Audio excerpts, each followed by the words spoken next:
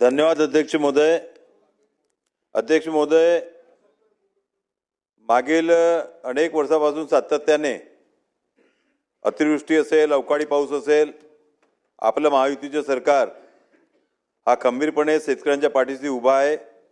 यावर्षी सुद्धा एक मोठा पॅकेज, आजपर्यंतच्या इतिहासामधील सर्वात मोठा पॅकेज 31,000 कोटी रुपयांची मदत शेतकऱ्यांना आपल्या शासनाने केली.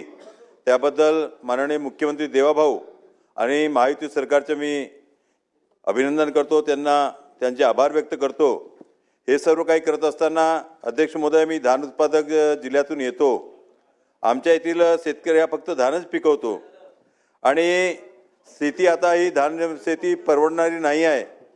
दरवर्षी मध्य प्रदेश असेल, आमच्या लगतच्या छत्तीसगड असेल, या ठिकाणी धान उत्पादक शेतकऱ्यांना मदत केली जाते. त्याचप्रमाणे आपल्या येथील महाराष्ट्रातील सुद्धा धान उत्पादक शेतकऱ्यांना सरकार बोनसच्या रूपाने मदत करते.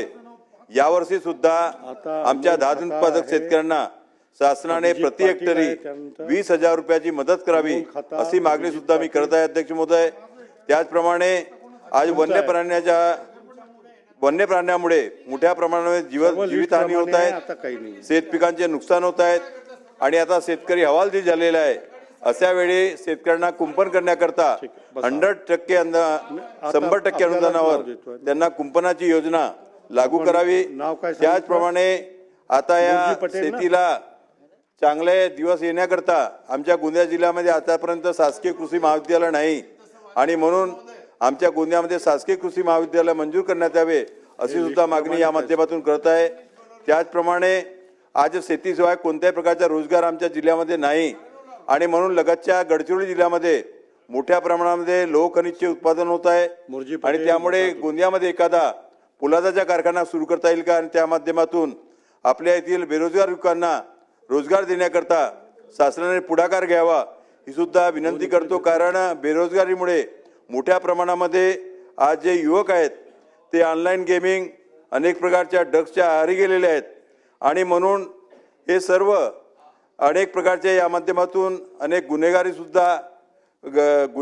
सुद्धा अनेक युवक वळले आहेत आणि हे सर्व सोडवण्याकरता आपण आपल्या गोंदिया जिल्ह्यामध्ये, आमचा शेवटचा जिल्हा आहे, नक्षलग्रस्त जिल्हा आहे, आदिवासी जिल्हा आहे, या ठिकाणी रोजगाराच्या संधी उपलब्ध करून द्याव्या ही सुद्धा मागणी या माध्यमातून करत आहे अध्यक्ष महोदय. त्याचप्रमाणे आता महसूल मंत्र्यांनी फार चांगली योजना आणली.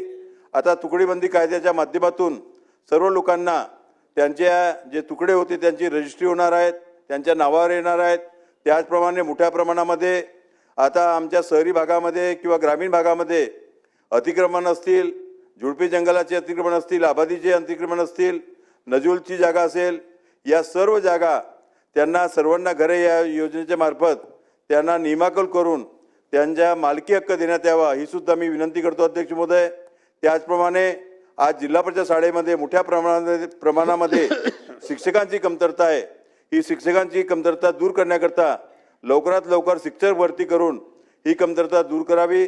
त्याचप्रमाणे आज आमच्या गोंदिया शहरामध्ये अनेक प्रकारच्या समस्या आहेत. शहरामध्ये कचऱ्याची उचल होत नाही, त्यामुळे पूर्ण शहरामध्ये घाणीचे साम्राज्य आहे आणि या कचरा उचलण्याकरता ती जी जागा लागते प्रोसेसिंग करता ती जागा उपलब्ध नाही, ती जागा उपलब्ध करून देण्यात यावी. त्याचप्रमाणे गोंदिया शहरामध्ये यासोबत पिण्याच्या पाण्याकरता सुद्धा शासनाने योजना मंजूर केली आहे. ती योजना सुद्धा लवकरात लवकर पूर्ण करून लोकांना 24 तास पाणी मिळेल याकरता सुद्धा प्रयत्न करावे अध्यक्ष महोदय. त्याचप्रमाणे आज आपल्या या नागपूर अधिवेशनामध्ये अनेक लोकांच्या अनेक मागण्या असतात. त्यामध्ये समग्र शिक्षा अभियानाचे कर्मचारी मागील अनेक वर्षापासून संघर्ष करत आहेत, त्यांना सुद्धा कायमस्वरूपी करण्याकरता सरकारने प्रयत्न करावेत.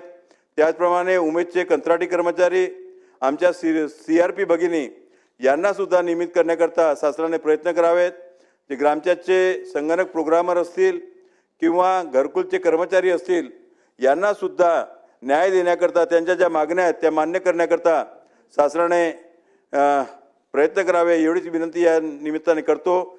यासोबत जे आपले कोतवाल बंधू आहेत त्यांची अनेक दिवसापासून मागणी आहे. अध्यक्ष महोदय, फक्त 2 मिनिटांमध्ये आपले जे कोतवाल बंधू आहेत त्यांची सुद्धा अनेक दिवसापासून अमोल मागणी आहे, खताळ.